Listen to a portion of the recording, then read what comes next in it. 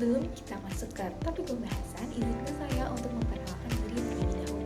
Jadi saya adalah Widya Awaleswandi, saya merupakan mahasiswi Gizi semester 3, saya dari kelas Gizi 3B. Yuk kita simak video selanjutnya. Teman-teman, jadi pada video kali ini kita akan membahas topik tentang kesehatan yang sedang populer di Indonesia, yaitu obesitas. Obesitas bukan hanya mengenai kelebihan berat badan, tetapi juga merupakan sebuah kondisi yang serius yang melibatkan akumulasi lemak tubuh yang dapat mempengaruhi kesehatan secara keseluruhan. Nah, jadi teman-teman tahu nggak sih apa itu definisi dari obesitas? Nah, jadi obesitas merupakan kondisi abnormal atau kelebihan lemak di dalam jaringan adiposa yang dapat mengakibatkan tingkat kesehatan yang terganggu. Nah, obesitas adalah penyakit multifaktorial dengan etiologi yang kompleks melibatkan banyak komponen seperti komponen biologis, psikologis, sosioekonomi, lingkungan, serta juga variasi dalam perjalanan dan mekanisme yang mengarah pada efek kesehatan yang merugikan. Nah, jadi teman-teman tahu nggak sih kalau misalnya obesitas itu tuh ada klasifikasinya loh. Nah, kalau pada orang dewasa, klasifikasi obesitas itu tuh berdasarkan dengan indeks massa tubuh atau IMT. Dengan kategori normal itu dari 18 sampai 24,99, IMT 25 sampai 29,9 itu masuk ke kategori gemuk, IMT dengan lebih dari 30 itu masuk ke dalam kategori obesitas. Nah, pada anak-anak 0 sampai 60 bulan itu klasifikasi itu dilakukan berdasarkan standar antropometri dengan usia mereka, dengan diukur dari berat badan menurut tinggi badan atau panjang badan dengan ambang G-score lebih dari 3 standar deviasi.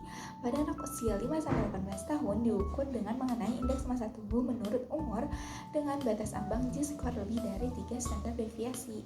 Jadi teman-teman semua tahu gak sih obesitas itu terjadi akibat interaksi kompleks antara beberapa faktor. Nah, faktor yang pertama merupakan faktor genetik, yaitu obesitas bersifat poligenik dipengaruhi oleh ratusan variasi gen yang berhubungan dengan metabolisme dan penyimpanan energi. Faktor genetik dapat memberikan kontribusi hingga 40-70 risiko obesitas. Yang kedua adalah keseimbangan energi positif. Jadi ketidakseimbangan antara asupan energi yaitu makanan dengan pengeluaran energi yaitu aktivitas fisik menjadi penyebab utama akumulasi lemak. Yang ketiga adalah lingkungan. Jadi lingkungan itu bersifat obsogenik, yaitu ketersediaan makanan enak yang tinggi kalori, penurunan aktivitas fisik, pola tidur yang buruk, dan penggunaan obat tertentu dapat mempengaruhi terjadinya obesitas. Yang keempat yaitu regulasi perifer. Jadi sistem hormon seperti leptin, ghrelin, dan insulin memainkan peran penting dalam mengatur rasa lapar dan kenyang. Nah, gangguan pada sistem ini tuh dapat menyebabkan asupan makanan yang berlebih. Nah, yang kelima atau yang terakhir yaitu regulasi pusat oleh sistem saraf pusat atau SSP, yaitu otak atau khususnya hipotalamus mengintegrasikan sinyal hormon dan saraf untuk mengontrol asupan makanan dan pengeluaran energi. Jadi selanjutnya teman-teman, saya akan membahas tentang patofisiologi dari obesitas. Nah, patofisiologi obesitas itu dimulai dari ketidakseimbangan energi akibat asupan energi yang melebihi pengeluaran energi. Nah, yang akhirnya menyebabkan kelebihan energi yang disimpan di dalam jaringan lemak. Jadi hipotalamus ini mengatur keseimbangan energi melalui 3 mekanisme utama. Yang pertama itu kontrol rasa lapar dan kenyang, yang kedua pengeluaran energi, dan yang ketiga adalah sekresi hormon. Jadi sinyal anabolik seperti leptin diproduksi sesuai jumlah dengan simpanan lemak yang mengatur rasa kenyang dan metabolisme melalui jalur saraf.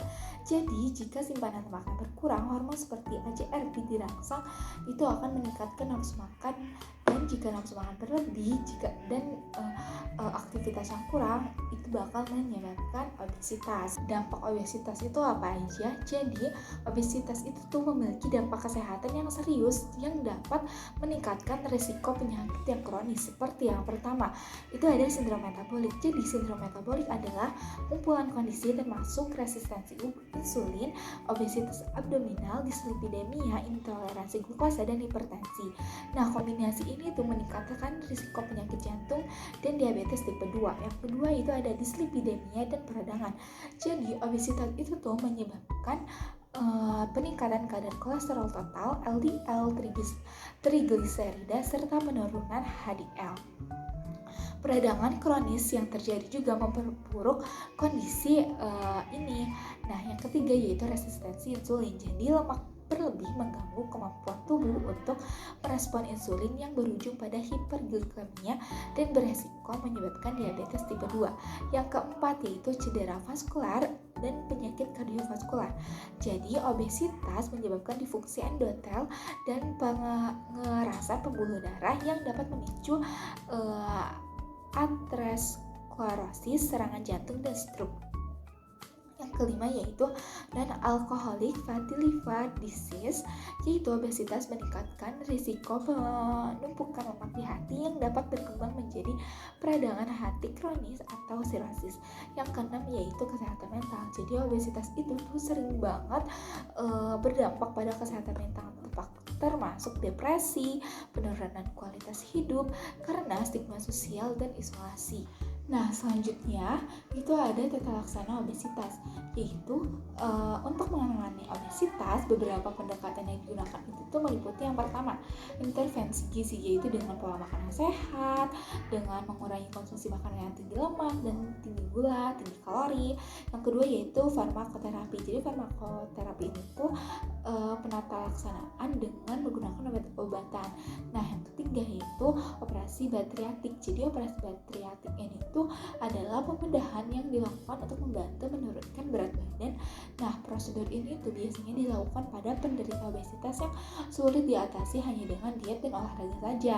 Nah, tujuannya itu tuh untuk mengurangi ruang tampung makanan yang ada di lambung dan mengurangi penyerapan zat gizi dari makanan di usus halus. Nah, jadi kesimpulannya adalah obesitas adalah tantangan global yang memerlukan perhatian khusus termasuk di Indonesia. Dengan memahami patogenesis, patofisiologi, dampak, serta tata laksana yang tepat, kita tuh dapat membantu mengurangi dampaknya terhadap kesehatan di masyarakat serta meningkatkan kualitas hidup individu kita sendiri. Nah, mungkin itu aja yang bisa saya sampaikan dan semoga materi ini bisa bermanfaat untuk kita semua. Nah, sekian dari saya. Wassalamualaikum warahmatullahi wabarakatuh.